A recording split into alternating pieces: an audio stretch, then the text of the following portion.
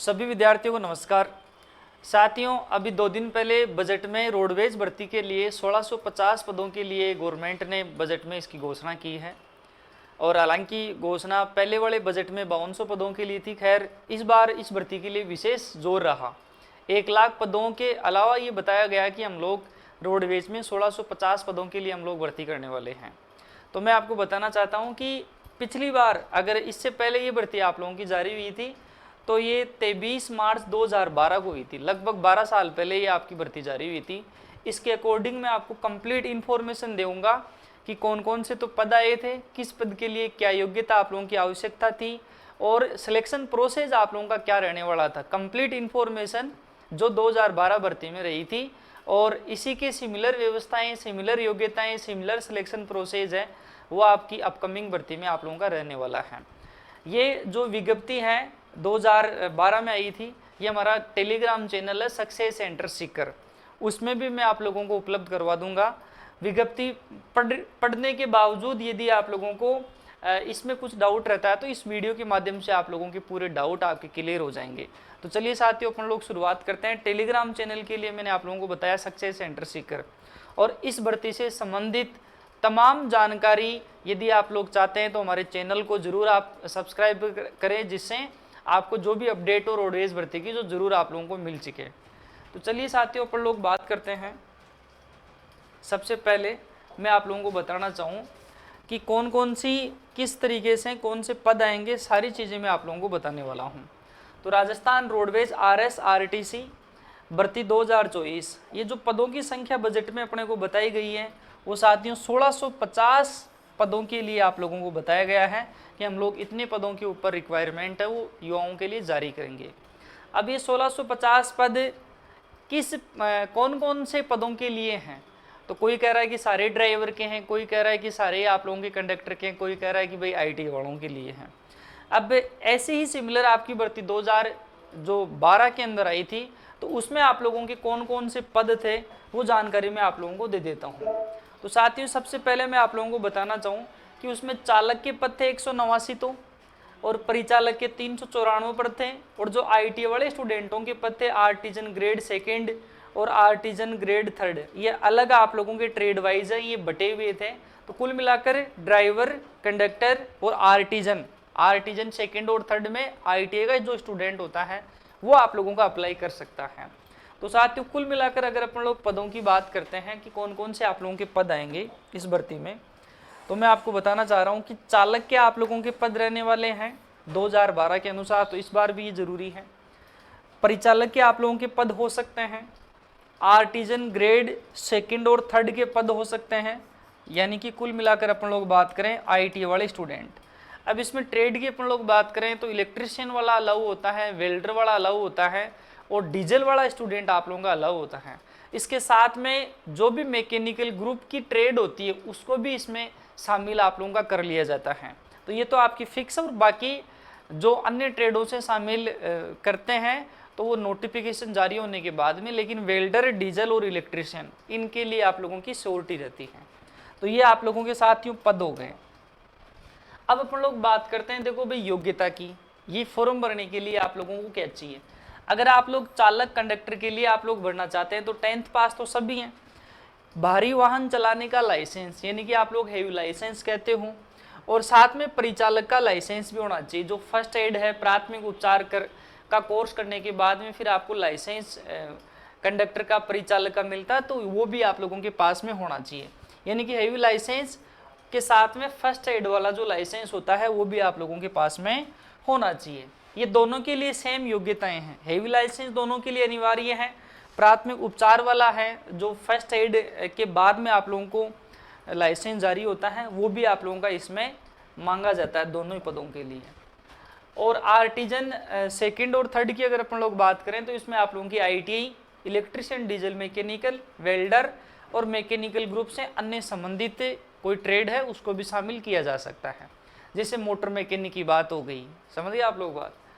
और एज की अगर अपन लोग बात करें 2012-13 में, ये 12-13 की आप लोगों की बात हो रही है, तो 18 से 35 वर्ष, यानी कि न्यूनतम आयु 18, अधिकतम आयु आपकी 35 वर्ष मांगी गई थी।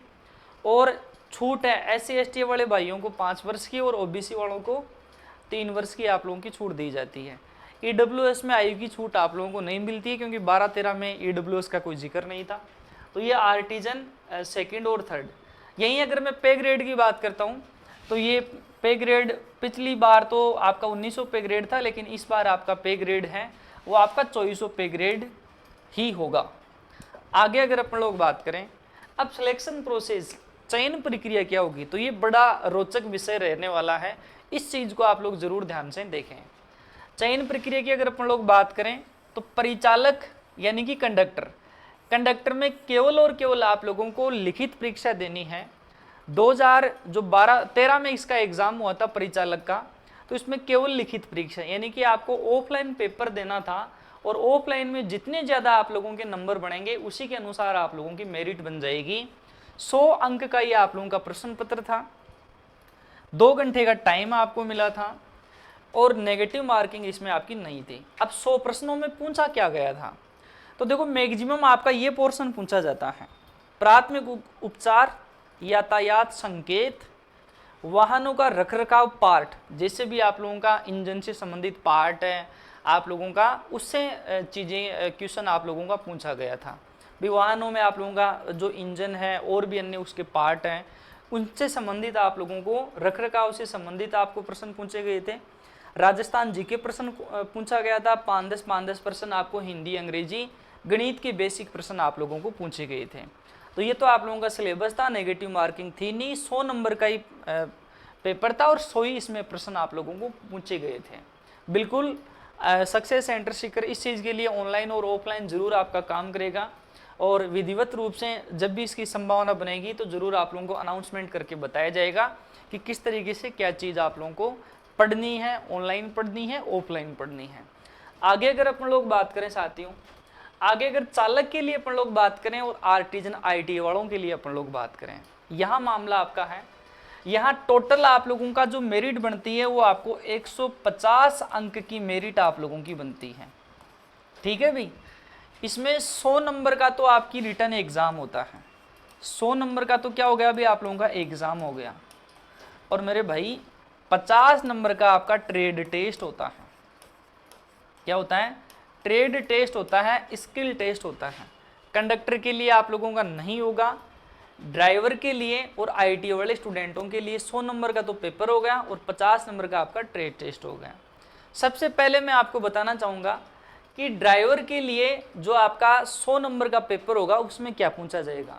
तो आप लोगों के लिए खास बात यह है कि ड्राइवर का और कंडक्टर का जो सिलेबस है वो आप लोगों का समान रहेगा, यानी कि यातायात संकेत, प्राथमिक उपचार, इंजन का मेंटेनेंस, वाहनों का मेंटेनेंस, रखरखाव, हिंदी अंग्रेजी गणित और आप लोगों का राजस्थान जीके। तो पेपर तो आप लोगों का परिचालक यानी कि कंडक्टर वाला ही होगा। फिर आप लोगों का ये लिखित परीक्षा हो गई।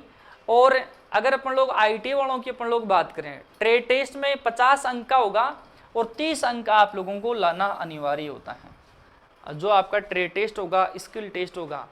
अब ट्रेड टेस्ट ITA से संबंधित करवाया जाएगा और ITA वाले विद्यार्थी जरूर आप लोग जानते हैं। ड्राइवर का जो ट्रेड टेस्ट है वो आप लोगों का सिमुलेटर बेस होता है, या फिर आप लोगों को फिजिकली भी गाड़ी वाहन चलाकर आप लोगों से जो चलवाया जा सकता है।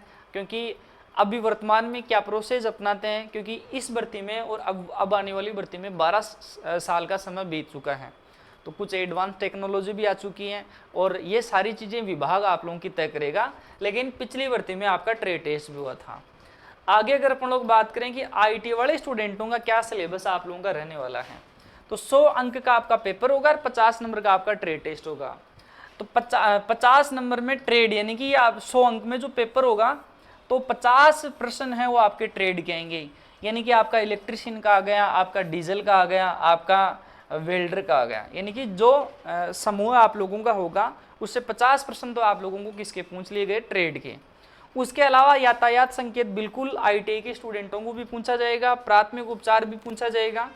इसके अलावा फिर राजस्थान जीके, हिंदी अंग्रेजी गणित, ये सारा 50 अंक में 50 अंक आप लोगों को क्या पूछी जाएगी? ट्रेड की। तो ट्रेड वाले स्टूडेंट तो आप लोग तैयारी करते रहें, कोई दिक्कत वाली आप लोगों की बात नहीं है।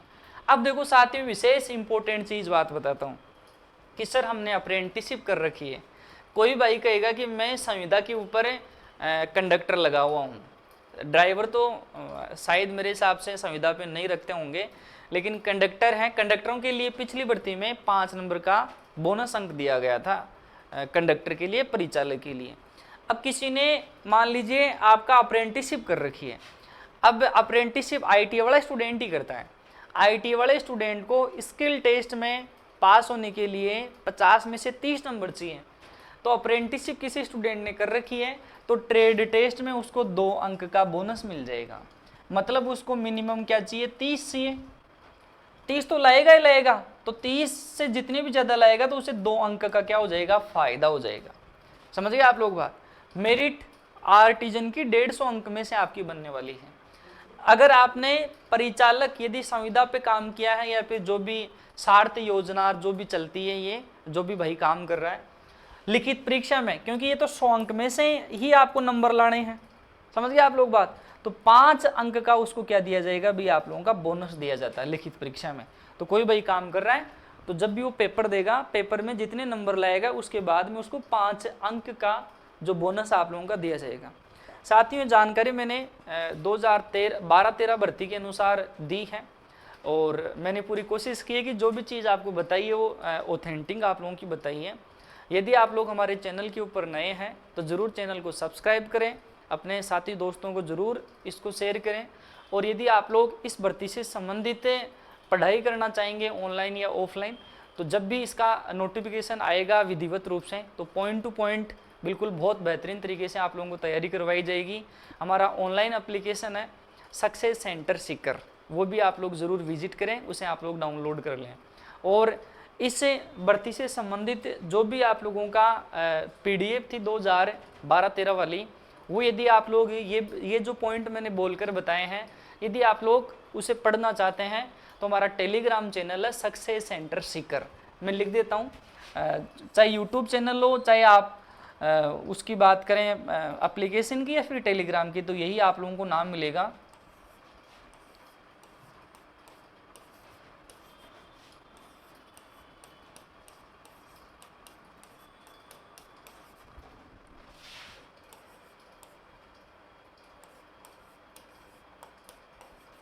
इसे आप लोग ज़रूर सर्च कर लें, ज़रूर आप लोग ज्वाइन कर लें। आप सभी विद्यार्थियों को बहुत बहुत धन्यवाद।